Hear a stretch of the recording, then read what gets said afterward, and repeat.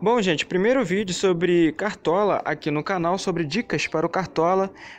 Peço para que você já deixe um like para mim poder trazer vídeos sobre dicas do Cartola nas próximas rodadas também. E como vocês podem ver aí na tela, um time bem simples de ser montado, né, com base em dois times, no Flamengo e no Cruzeiro, levando em consideração que os dois times vêm de maus resultados e jogarão em casas com equipes teoricamente mais frágeis do que as próprias equipes do Cruzeiro e do Flamengo.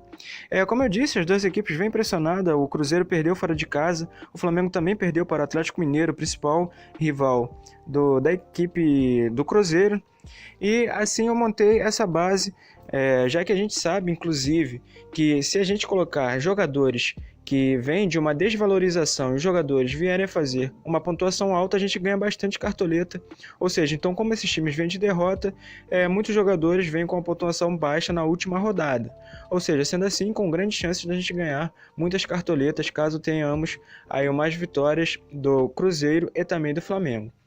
Bom, gente, o time do Flamengo pega o Atlético Paranaense em casa e após vir de derrota, obviamente é o favorito, com o Maracanã lotado e também devido a ter a semana inteira de descanso, sendo que o Atlético Paranaense jogou no meio de semana pela Recopa e se jogar com a equipe titular chegará cansada no Rio de Janeiro e se jogar com a equipe reserva também se tornará um adversário mais frágil, aumentando o favoritismo da equipe carioca. Então, baseado nisso, eu escalei, aí como vocês podem ver, 7 jogadores do Flamengo, incluindo aí o goleiro Diego Alves. Já a equipe do Cruzeiro, que também vem de derrota, enfrentará a Chapecoense em casa e também é favorito devido a ter um elenco melhor e também um time melhor do que a Chapecoense. Eu escalei 3 jogadores do Cruzeiro, além do técnico Mano Menezes.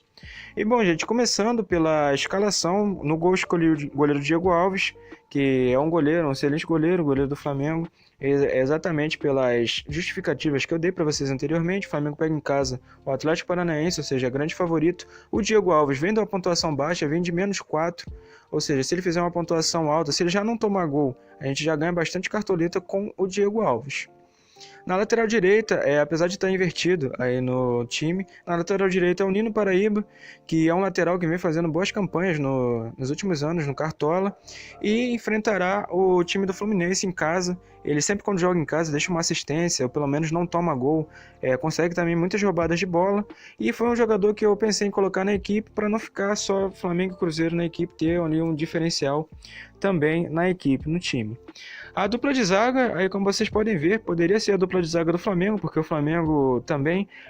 negociou com o Dedé, o zagueiro do Cruzeiro, porém não conseguiu a contratação. O que realmente, se a gente for parar para ver, o time inteiro, tirando o lateral direito Nino Paraíba, chegou a negociar com o Flamengo, tanto os jogadores que são do Flamengo atualmente, como também o Dedé chegou a negociar com o Flamengo, esteve bem perto de ser contratado. O Rodriguinho, antes do próprio Arrascaeta, este Cruzeiro, chegar no Flamengo, também chegou, o Rodriguinho, antes do Arrascaeta chegar no Flamengo, também chegou a negociar com o Flamengo, porém na época foi considerado um preço muito alto pelo Rodriguinho, devido inclusive à sua idade, e o Fred também, esse aí já foi mais anteriormente, na época que estava no Atlético Mineiro, diziam que ele já tinha bases salariais acertadas com o Flamengo, porém, no amanhã ele surpreendeu o Brasil inteiro, assinando com o rival do Atlético Mineiro, o Cruzeiro, e o time que está lá até hoje. Ou seja, esse time inteiro poderia ser o time do Flamengo hoje, caso essas negociações dessem certo, exceto o lateral direito, Nino Paraíba, que o Flamengo, inclusive, já anunciou a contratação do lateral Rafinha, ex-Bayern de Munique, que ainda está jogando lá, enfim, quando terminar o contrato. Se juntará a Gávea ao time do Flamengo no Ninho do Urubu. Ou seja, sendo assim, que inclusive essa notícia causou muita polêmica, que foi dada após no dia após a derrota do Flamengo para o Atlético Mineiro, ou seja, levantando assim a questão se deram essa notícia para poder ofuscar a derrota do Flamengo para o Atlético Mineiro. Mas enfim, gente, dando seguimento aqui ao nosso time, na zaga nós temos Dedé e Rodrigo Caio que vem sendo o melhor zagueiro do Flamengo nessa campanha, neste início de ano, e o Dedé é o melhor zagueiro do Brasil, ou seja, então devido às duas equipes, como eu disse, expliquei anteriormente, serem favoritos nessa rodada, eu decidi pegar um zagueiro de cada equipe, o melhor zagueiro, no caso, do Flamengo, que é o Rodrigo Caio, e o melhor zagueiro do Brasil atualmente, que é o Dedé. Na lateral esquerda, fechando assim a zaga, a gente tem o René, que inclusive foi eleito o melhor lateral esquerdo do Brasil no ano passado, vem fazendo uma também vem fazendo uma temporada muito sólida na defesa do Flamengo,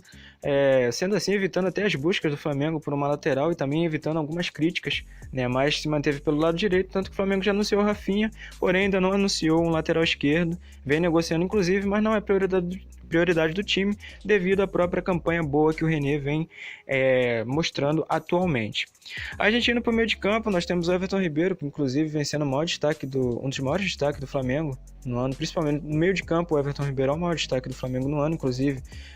com a braçadeira de capitão, camisa 7, vem fazendo partidas muito boas, inclusive até quando o time perde, ele é um dos que poucos se salvam na equipe do Flamengo, junto ali com o Cuéllar. E o Everton Ribeiro, como eu disse, devido a fazer essa excelente campanha. E o Flamengo, obviamente, vai começar indo para cima do Atlético Paranaense por conta da pressão pelo resultado. Como o Everton Ribeiro é meio atacante, decidi botar ele de meio atacante. Não só ele, como os outros dois também são meio atacantes. Aí, inclusive, o próximo é o Diego, em que eu tinha uma dúvida se eu colocava o Diego ou o Ilharão. Eu acho que o Ilharão vai ter, sim, uma certa vantagem em cima do Diego devido a roubadas de bola, já que ele tem essa característica, o Diego não tem tanto, mas como o Diego é um meio atacante e corre o risco dele fazer gol ou dar uma assistência, fazer uma pontuação um pouco maior, então eu optei pelo Diego, inclusive ganhou a vaga novamente do Arrascaeta, ex-Cruzeiro,